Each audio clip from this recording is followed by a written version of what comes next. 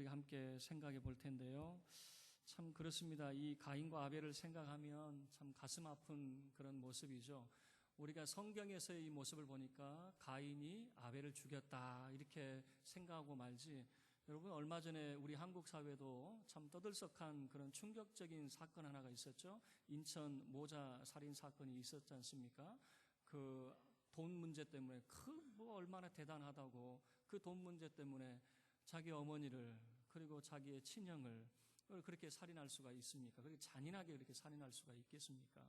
여러분 이런 뉴스를 우리가 통해서 보면 참 충격적인 거죠.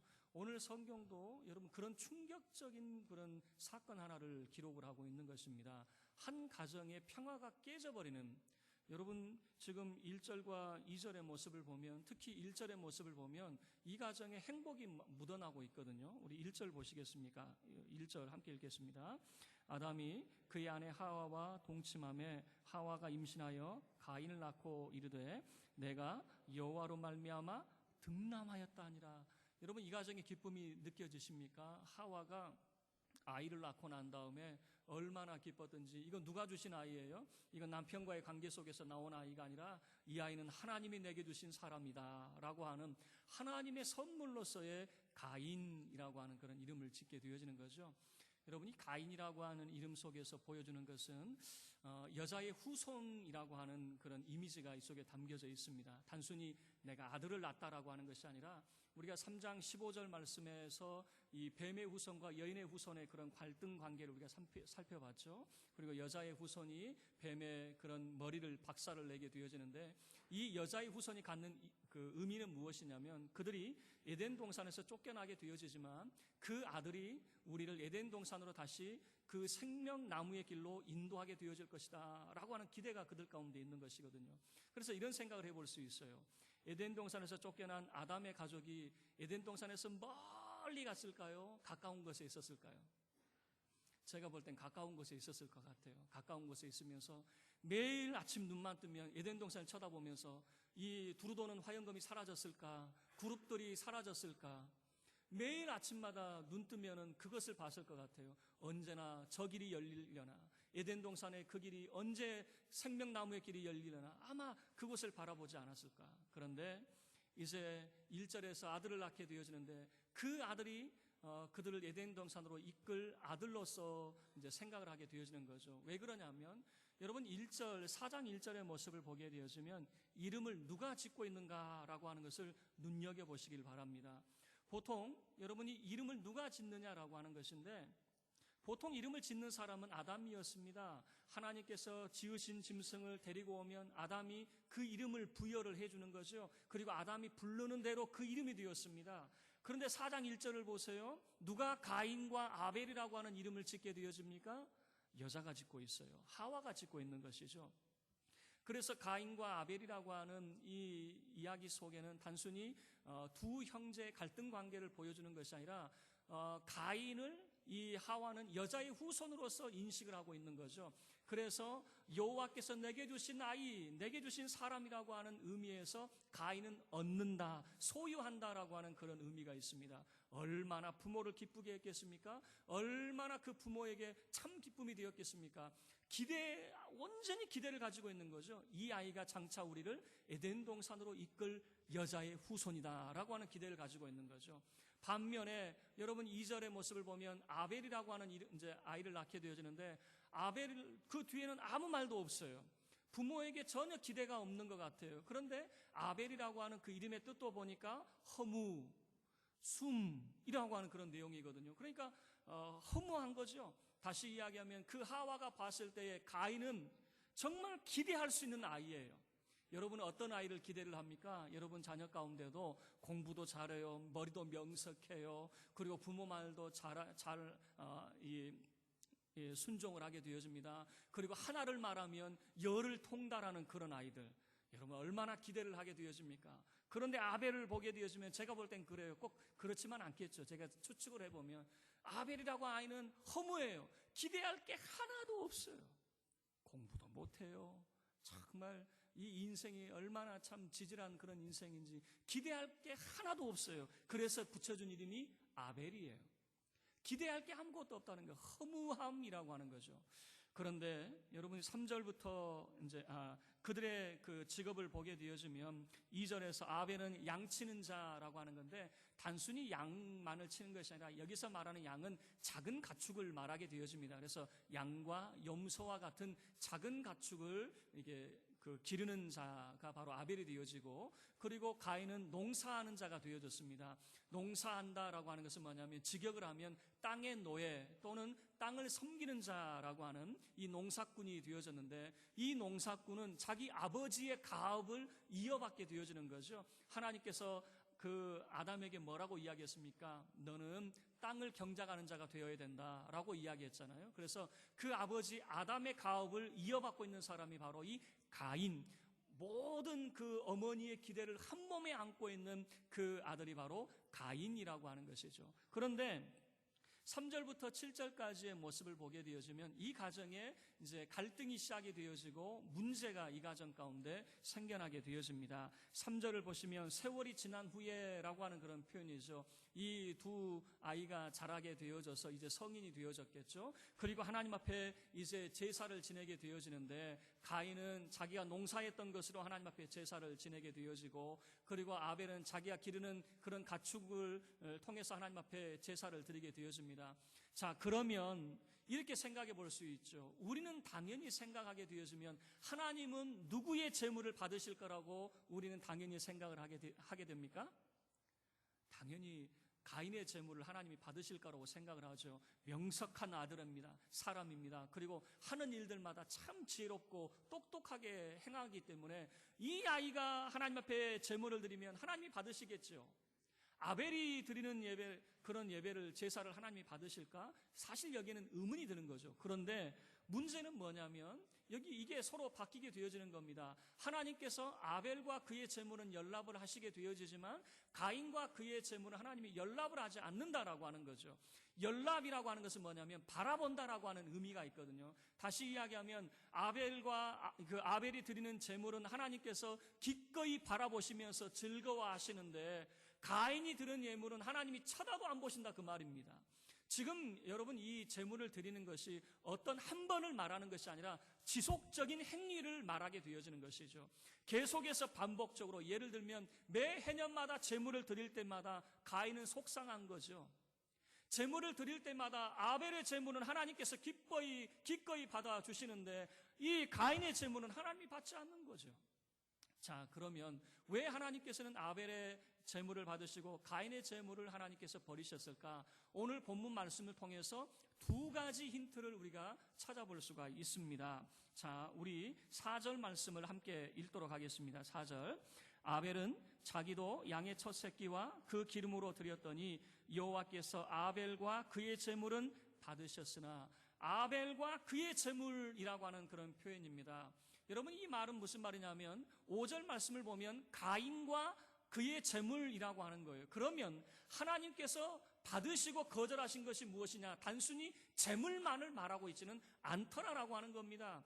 하나님께서 단순히 제물을 거절하신 것이 아니라 그 제물을 바치고 있는 사람이 문제다라고 하는 것을 보여주는 거죠. 그래서 아벨과 그의 제물이라고 하는 것이죠. 여러분, 아벨과 그의 제물, 아벨이 하나님 앞에 드리는 그 제물은 하나님께서 기꺼이 받으셨지만 가인이 드리는 제물은 하나님이 받지 않으셨다는 거예요. 그러니까 사람의 그 중심이 문제였다라고 하는 것을 보여주죠. 그러면 두 번째 힌트입니다. 그러면 도대체 아벨은 어떻게 하나님 앞에 제사를 지냈기에 하나님께서 그의 제물을 받으셨을까? 여러분, 4절 다시 한번 보세요. 뭐라고 이야기합니까? 아벨은 자기도 양의 첫 새끼와 그 기름으로 드렸다라고 하는 것이죠. 아벨의 제물을 하나님께서 연락하셨는데 아벨이 어떻게 하나님 앞에 제물을 드렸습니까? 첫 새끼, 그리고 기름이라고 하는 것을 표현을 하게 되어집니다.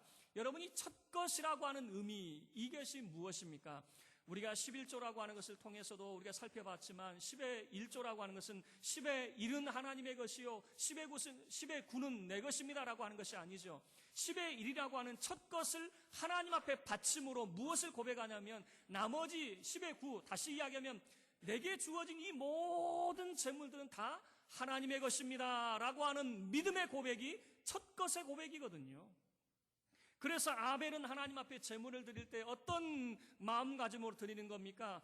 내 힘으로 일구어낸 이 사업을 통해서 내가 하나님 앞에 드립니다, 이런 마음이 아니라 내게 주어진 모든 것이 내 것이 아니라 하나님의 것입니다 라고 하는 믿음의 고백이 첫 것의 고백 속에 담겨지게 되어지는 것이거든요. 그리고 기름이라고 하는 것은 무엇이냐면, 이 유대인들 가운데 기름은 가장 좋은 것을 표현할 때 기름이라고 하는 표현을 쓰게 되어집니다. 그래서 하나님 앞에 제물을 드릴 때에 아벨의 태도를 보게 되어지면, 그 아벨과 그의 제물이라고 했을 때 아벨이 드리는 그 마음은 그에게 주어진 모든 것이 하나님의 것임을 고백을 하면서 가장 좋은 것으로 하나님 앞에 드리는 모습을 보게 되어지는 거죠. 그러면 가인은 어떻게 드렸을까?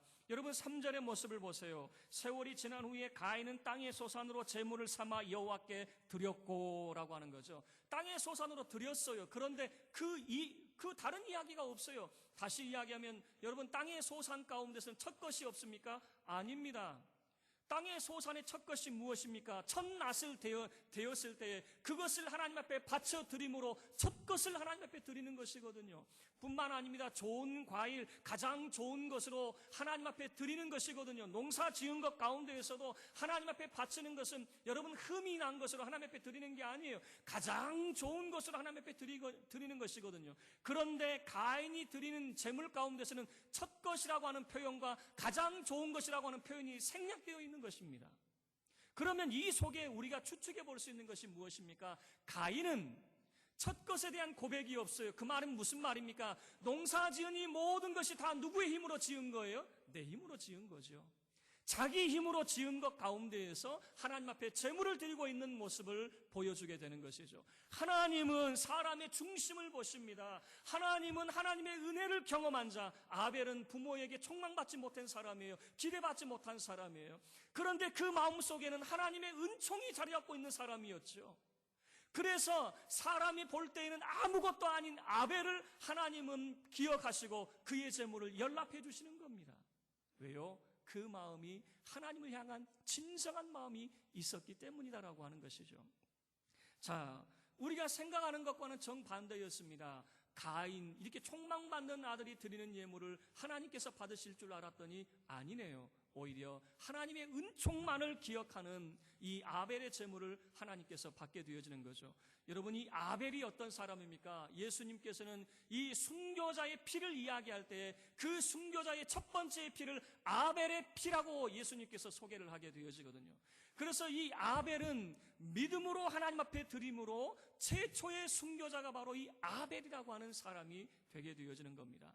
자, 이렇게 하나님께서 가인의 제물을 하나님께서 외면하시게 되어지니까 어떻게 되어집니까? 5절 하반절을 보시면 가인이 몹시 분하여 안색이 변하니라고 하는 거죠. 몹시 분하여라고 하는 것은 그 마음속에 분노가 불타오르고 있었다라고 하는 것을 보여주는데, 타오르는 정도가 보통 정도가 아니라 몹시 가장 활활 타오르고 있는 그런 모습입니다. 안색이 변하니라고 하는 것은 뭐냐면 얼굴이 떨구어진다라고 하는 거죠.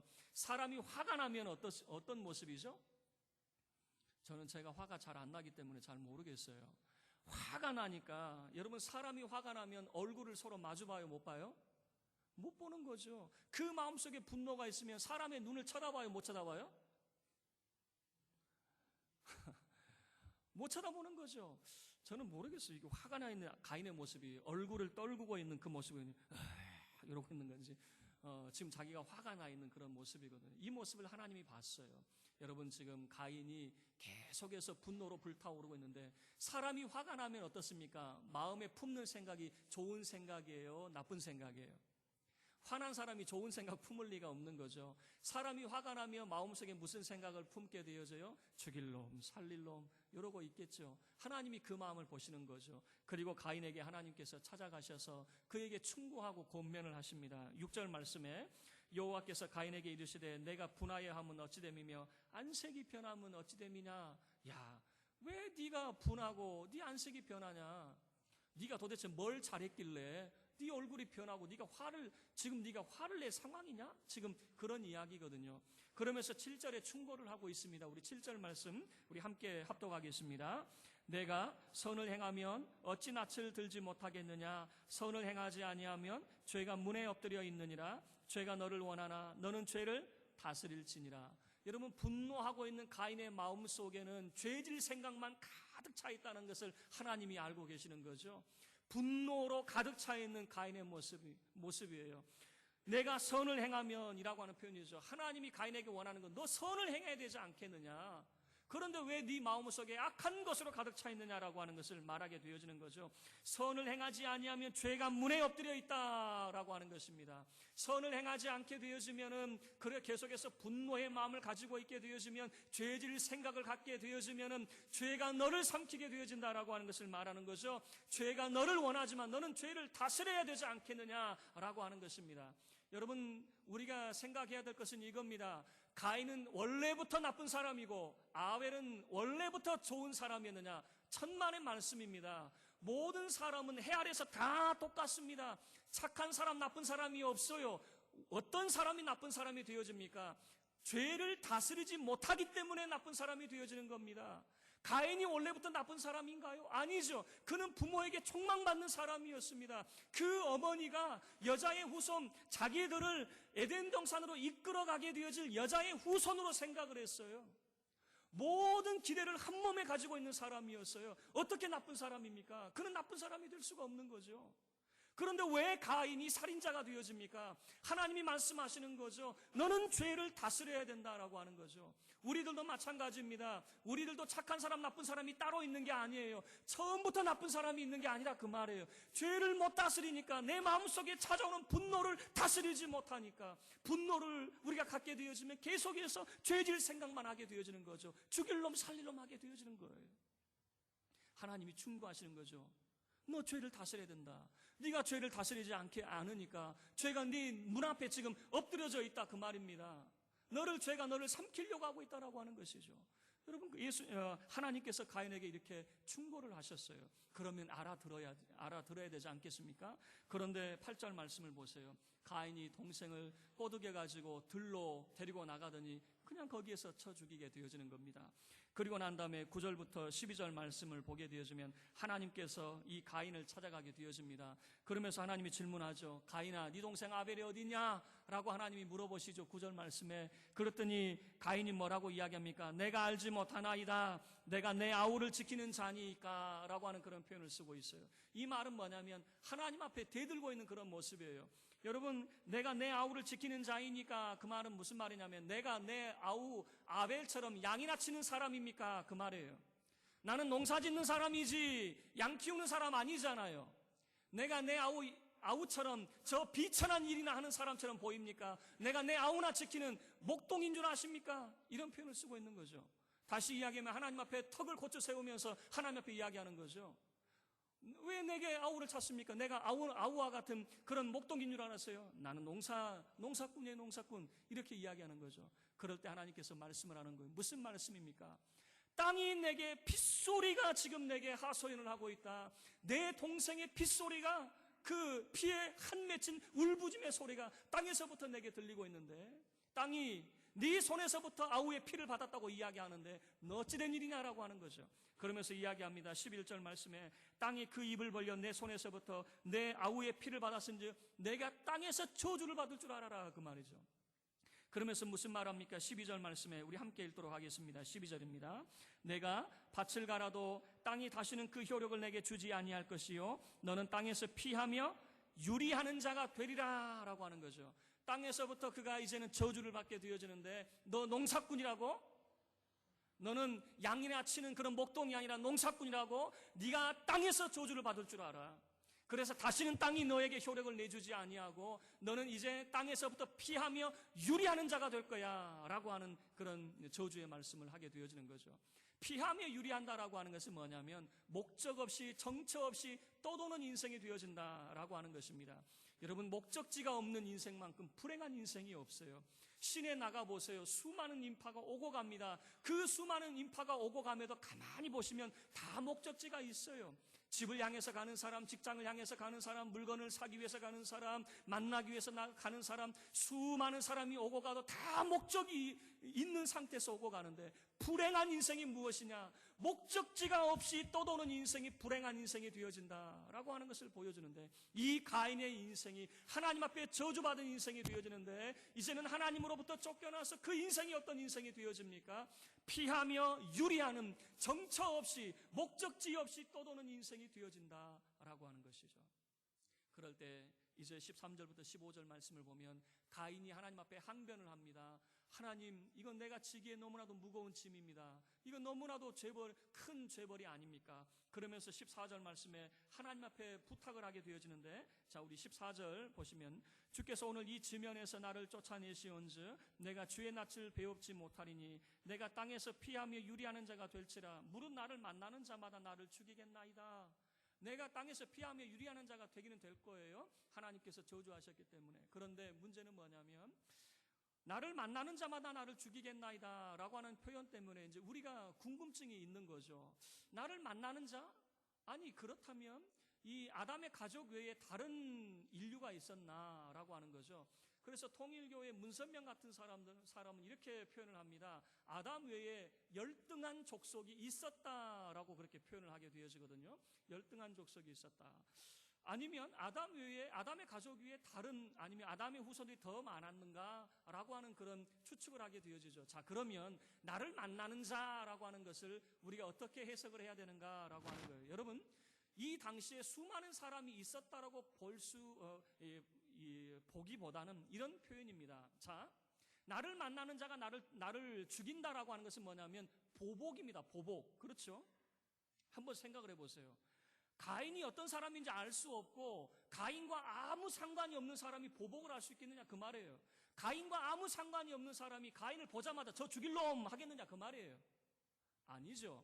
가인을 어떤 사람이 죽입니까? 원한 관계가 있는 사람이 가인에게 보복을 하려고 하겠죠. 그러면 이 가인에게 보복을 하려고 하는 사람이 누구겠는가 그 말이죠. 아담의 가족일 수밖에 없는 거죠. 성경에서 오직 이 보복법이 적용되는 것은 뭐냐면 가족과 친척이 보복을 하게 되어집니다. 예를 들어서 제 가족 중에 어떤 사람이 이제 어려움을 당하게 되어졌어요. 만약에 구타를 당하게 되었어요. 그러면 이 구타당한 가족을 위해서 보복할 수 있는 권한이 누구에게 주어지냐면 첫 번째가 가족에게 주어지거든요. 그러면 지금 가인이 말하고 있는 나를 만나는 자라고 하는 것은 다른 열등한 인종이 있었다라고 하는 표현이 아니라 원한 관계가 있는 사람이 누굽니까? 아담의 가족이겠죠. 그래서 이런 해석이 가능합니다. 이렇게 볼 수가 있는 것인데 뭐냐면 아담의 후예로부터 이제 장차 태어날 아이들이 가인을 어떻게 대하겠는가? 가인에게 이제 가인을 원수로 여기고 보복할 수 있다라고 하는 것이죠. 그런 두려움. 지금 가인이 하나님 앞에 말하는 것은 뭐냐면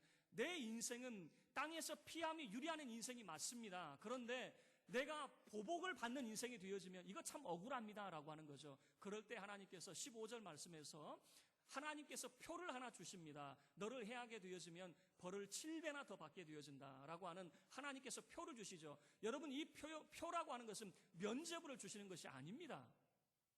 지금 가인에게 아무 죄가 없다라고 하는 면죄부를 주시는 것이 아니라 이 표는 무엇에 대한 상징이냐면 보복받지 않는다라고 하는 그런 상징으로서 이 하나님께서 표를 이 가인에게 주시는 거죠. 자, 말씀을 마치도록 하겠습니다. 오늘 이 가인의 모습을 보면요, 하와는 그 마음속에 가인을 낳고 난 다음에 너무나도 즐거웠어요. 여자의 후손으로 여겼습니다. 이 가인이 저 닫혔던 에덴의 문을 열어줄 줄만 알았어요. 그런데 알고 보니 가인은 살인자였어요. 살인자가 되고 말았어요. 여러분, 이것이 우리에게 보여주는 것이 무엇입니까? 자기 힘으로 모든 것을 이루어가려고 하는 사람은 절대 하나님을 기쁘시게 할 수 없습니다라고 하는 것을 가인과 아벨의 사건을 통해서 보여주게 되는 것입니다. 인생의 구원, 생명의 길은 사람의 힘으로 절대 열리는 것이 아닙니다라고 하는 것을 가인의 인생을 통해서 우리에게 보여주는 것이죠. 그러면 생명나무의 길은 어떻게 열립니까? 에덴 동산은 어떻게 열립니까? 하나님의 은혜로 열린다라고 하는 것을 우리에게 보여주겠죠. 믿음으로 열린다라고 하는 것을 보여주겠죠. 하나님을 기쁘시게 하는 사람이 어떤 사람입니까? 믿음으로 하나님 앞에 나아가는 사람이 하나님을 기쁘시게 할 수 있다라고 하는 것을 보여주겠죠. 아벨은 사람이 볼 때는 허무한 사람입니다. 아무 가치 없는 사람입니다. 기대할 것이 없는 사람입니다. 그러나 하나님의 은혜로 채워진 사람이요, 믿음의 사람이었기 때문에 하나님께서 그와 그의 재물을 연락하게 되어지는 거죠. 저와 여러분의 삶이 하나님을 기쁘시게 하는 자가 될 수 있기를 주의 이름으로 축원합니다. 하나님을 기쁘시게 하는 게 무엇입니까? 하나님은 그와 그의 재물을 연락하고 계신다라고 하는 거죠.